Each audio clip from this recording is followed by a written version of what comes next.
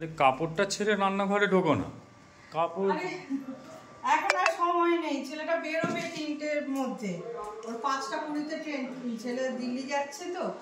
তো আমি এই সবে একটা কাজ সেরে আসলাম, এখন 1:30টার মতো বাজে। ভাতটা করে গেছি, মাংস মাখিয়ে গেছি, তো ওই মাংস ঝোল ভাতটা করে দিলে অন্তত সে তো খেয়ে বেরোতে পারবে। এখন কাপড় ছাড়বো, আবার রেডি হয়ে আসতে আসতে আরও দেরি হয়ে যাবে।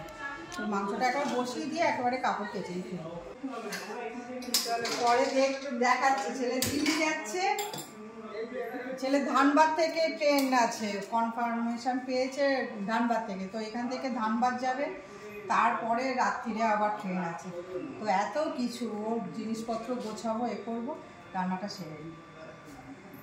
রান্নাঘর একদম আমার ভাগাড় হয়ে আছে, এখন কিছু করার নেই, তাড়াহুড়ো করে। তো গুড্ডু দিয়ে দিয়েছি, গুড্ডুকে খেতে। গুড্ডুকে দিলাম হচ্ছে মাংস, ঢেঁড়স আলুর তরকারি, একটু আলু ভাজা, ডিম দিয়ে, ডাল আছে, ডিম সেদ্ধ আছে।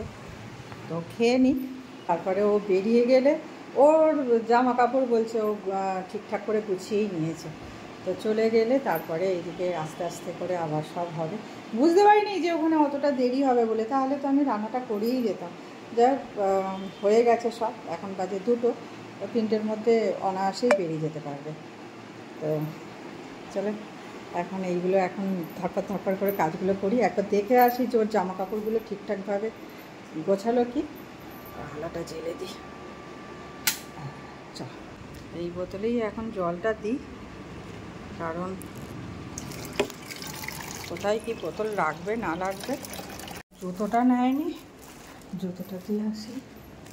দেখি জুতোটা, বাবা এত ভারী, কি আছে ভগবান। এগুলো ঢুকিয়ে দেবো সব, এটা ঢুকবে। আর এই গামছাটা এই ওপরেই দিলাম, জানিস তো, বার করতে সুবিধা হবে। এইখানে দিয়ে দিচ্ছি গামছাটা, যেখানে তোর চার্জার সব আছে।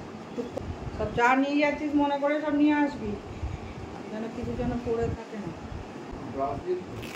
ব্রাশটা নিয়ে যেতে নতুন আছে, মাজন দিয়ে দিয়েছি। যেখানে তোর রয়েছে, গামছা রয়েছে, ওখানেই তোর ওইগুলো সব রয়েছে। আচ্ছা, ওষুধটাও এইখানটা আছে, এই যে সামনে রেখে ওষুধটা একটা প্যাকেটের মধ্যে, নইলে পড়ে যাবে। যেটার জন্য যাচ্ছে আসল জিনিসই দিতে ভুলে গেছি, গ্লাভসগুলো। ব্যাগটা যে ছিঁড়ে গেছে সেইটা আর বাবুর খেয়াল নেই। ছেলেরা কোথাও বেরোলে কী হয়, মায়েদের বলছে সব গুছিয়ে নিয়েছি। মায়েদের চিন্তা শেষ থাকে। ঠিক আমি জানি একটা না একটা কিছু গ্যাঁড়াকল করে রেখে দেবে, ওই জন্যই 7 তাড়াতাড়ি ওপরে উঠে এসেছি। তাহলে তোমাকে যেতে হবে না, আমি সব গুছিয়ে নিয়েছি।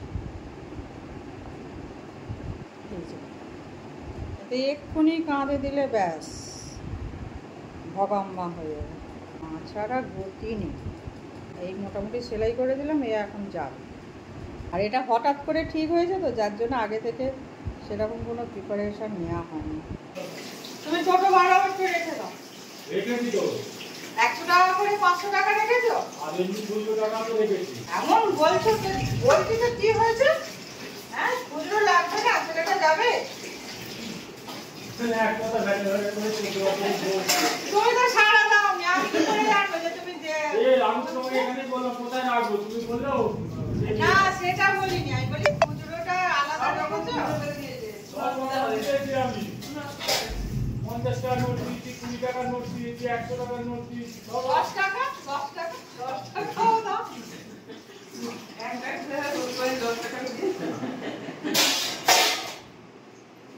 বুঝবে না, মায়ের জ্বালা তো বুঝবে না। সাবধানে যাবি, টোটো করে যাবি নাকি? আরে বাবা নাবি দিয়ে চলে যাবে? আরে কি রে, ওয়াটারপ্রুফটা দেবো? ওখানে সাবধানে ছেড়ে দেবে, বুঝছো? এই ট্রেনে উঠে ফোন করবি, ছাতাও নিয়ে অন্তত। এই রাজু, আমার ছেলেকে সাবধানে পৌঁছে দেবে। বুঝেছ, যেন এদিক ওদিক যেন না হয়। যা দুগ্গা দুগ্গা, এই বৃষ্টিটাকেও এই সময় আসতে হবে, যেন জাল আর শেষ নেই। যা হেঁটে